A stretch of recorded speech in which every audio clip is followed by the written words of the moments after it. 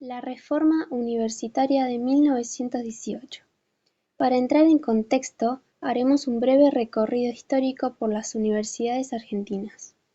La primera universidad creada en el actual territorio argentino fue la Universidad de Córdoba en 1613, seguida por la creación de la Universidad de Buenos Aires en 1821, que expresó la incorporación de nuevas ideas venidas de Europa. En el año 1885 se sancionó la Ley 1579 llamada Ley Avellaneda, que les otorgaba a las universidades una forma parcial de autonomía y en forma limitada introducía el principio de elección de las autoridades por parte de la comunidad universitaria. Luego de la sanción de la Ley Avellaneda, se crean nuevas universidades como la Universidad de La Plata y la Universidad de Tucumán. La Reforma Universitaria de 1918 fue un movimiento social con base estudiantil que respondió a las nuevas ideas que imperaban en el mundo a principios del siglo XX y que no se reflejaban aún en nuestra sociedad. Los valores fundamentales propuestos por la generación del 18 pueden resumirse en nacionalismo, antiimperialismo, populismo, laicismo y posición anticlerical, americanismo, democracia y antitotalitarismo. ¿Por qué la Reforma de 1918 fue en Córdoba? La llamada Ley Avellaneda fue la primera ley universitaria de la nación y estableció los lineamientos para el régimen administrativo y la estructura jurídica de las universidades nacionales. La Universidad Nacional de Córdoba desconoció de manera parcial esta ley y siguió rigiéndose parcialmente por su estatuto, que había sido aprobado en 1879 bajo otro régimen legal. En ella, los cuerpos directivos prácticamente no se renovaban o se renovaban según conveniencias de índole personal. Los docentes a cargo de las cátedras tenían también carácter vitalicio, y sin importar su desempeño al frente de la misma, no se permitían discusiones en torno a ideas no avaladas por la universidad, como así tampoco se escuchaban los reclamos formulados por los estudiantes.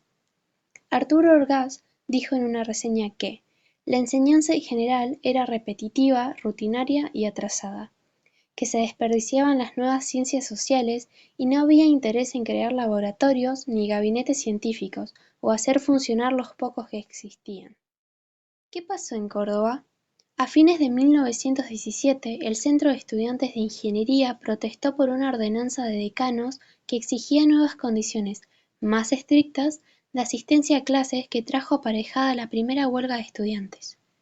En medicina, el 4 de diciembre del mismo año, los estudiantes denunciaron ante el ministro de Justicia e Instrucción Pública del gobierno radical de Hipólito Yrigoyen, el Dr. Salinas, la supresión del internado en el Hospital de Clínicas, una acción que muchos historiadores interpretan como el disparador de los hechos de Córdoba del año siguiente.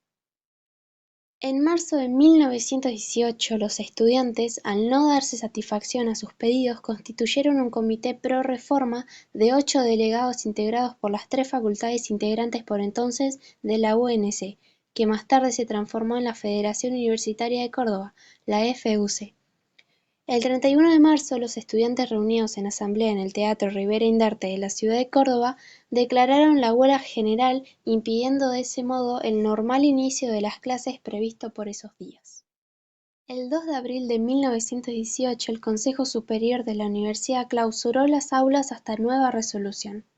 El 4 de abril, el Comité Estudiantil Pro Reforma Universitaria se dirigió al Dr. Salinas para solicitarle la intervención de la universidad por parte del Estado Nacional.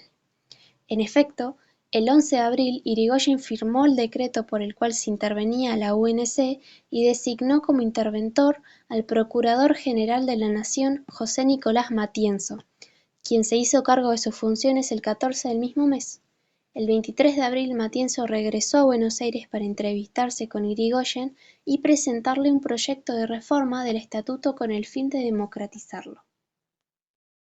El 7 de mayo de 1918, Hipólito Yrigoyen decretó la reforma que implicaba la participación de los profesores, y no de los estudiantes, en la elección de los decanos y los consejeros. El 28 de mayo se produjo la elección de consejeros, triunfando así casi todos los candidatos preferidos por los estudiantes. Los electos, por ende, comprometen públicamente su voto para que resulte electo rector el doctor Enrique Martínez Paz, candidato de la FUC.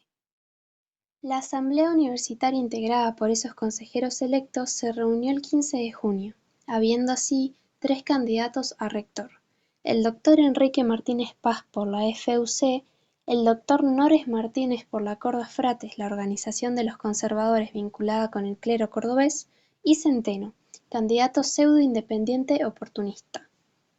Se descontaba que el candidato reformista ganaría y, sin embargo, la presión ejercida por los jesuitas y el clero cordobés en general sobre las familias de los consejeros hicieron que muchos de ellos cambiaran su voluntad públicamente empeñada, resultando así electo el doctor Nores para rector. Los estudiantes, sintiéndose traicionados, desalojaron la sala por la fuerza, sucediendo episodios violentos de diversa índole. La FUC dispone en ese mismo día una nueva huelga general de estudiantes que se cumple firmemente y cuenta con la adhesión solidaria de las federaciones estudiantiles de Buenos Aires, Santa Fe, La Plata y Tucumán. Entre el 20 y el 31 de julio se sesionó en Córdoba el primer Congreso Nacional de Estudiantes convocado por la Federación Universitaria de Argentina. Hasta el 15 de junio toda la agitación se había desarrollado en ámbitos universitarios sin que intervenga el resto de la sociedad, pero durante todo el mes de julio hubieron disturbios callejeros en Córdoba en donde no solo protestaban estudiantes. El 2 de agosto de 1918, Irigoyen anunció nuevamente que intervendría en la universidad. El 7 del mismo mes renunció Nores y el 23 de agosto fue nombrado interventor el propio ministro de Educación, el doctor Salinas, el cual demoró inexplicablemente en hacerse cargo de sus funciones. Ante esta situación de incertidumbre, el 26 de agosto la FUC convocó a una movilización que reunió a más de 20.000 personas en un acto de protesta. La asamblea renovó la confianza en Irigoyen, pero reclamó el inmediato arribo del designado interventor. El 9 de septiembre de 1918, 83 estudiantes ingresaron a la sede principal de la universidad y se apoderaron de sus instalaciones. Declararon abierta la universidad, haciéndose cargo de su funcionamiento, designando autoridades y poniendo fecha firme de reinicio de clases. Los estudiantes son detenidos por el ejército, pero finalmente se obtiene el resultado esperado. El ministro Salinas se hace cargo de sus funciones el 12 de septiembre. En octubre de 1918, el doctor Eliseo Soaje fue elegido rector de la UNC y Martínez Paz como vicerrector. El 11 de octubre la universidad es reabierta tras la reorganización de los claustros bajo la propuesta reformista, la cual tiene como consecuencias la autonomía universitaria, donde la comunidad universitaria elige a sus propias autoridades y administra los recursos que les asigna el presupuesto nacional o los que obtenga por sus propios medios. Gobierno compartido, donde el gobierno de la universidad es ejercido por los representantes de los claustros docentes, graduados y estudiantes. Concursos docentes, donde las cátedras se asignan por concurso público de oposición y antecedentes. Periodicidad de cátedra, donde los profesores regulares son designados por un plazo de 7 años, con lo que se apunta a una renovación de los cuadros docentes y a una elevación de su calidad. Libertad de cátedra.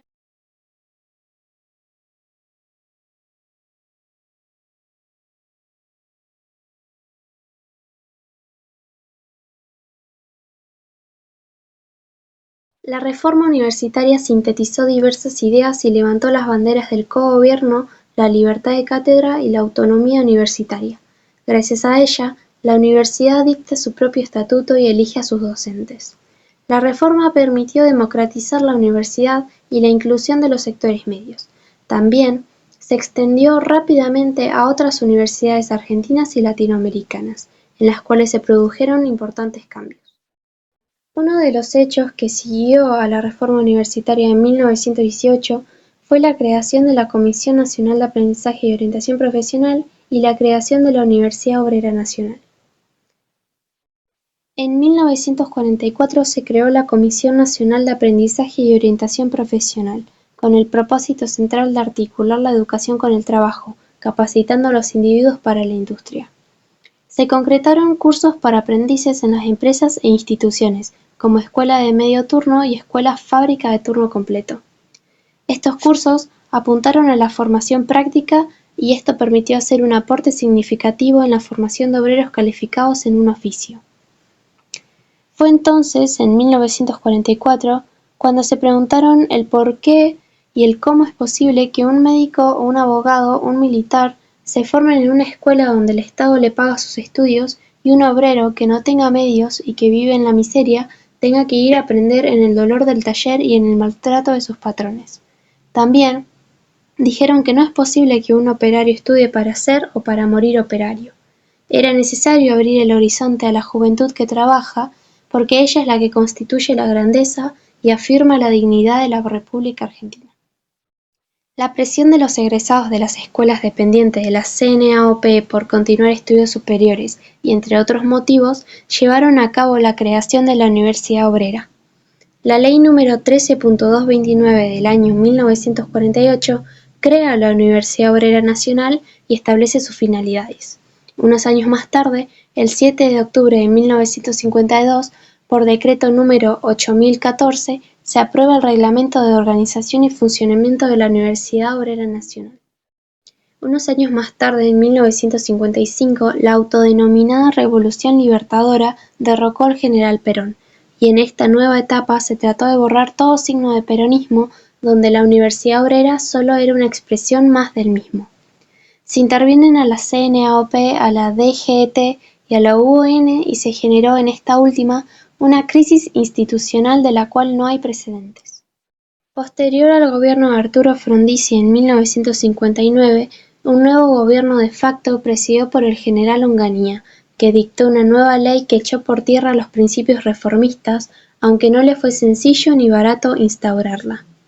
Ya en 1974, con la tercera presidencia de Perón, se volvió a dictar una ley universitaria con tendencia al centralismo, poniendo en riesgo así la autonomía institucional.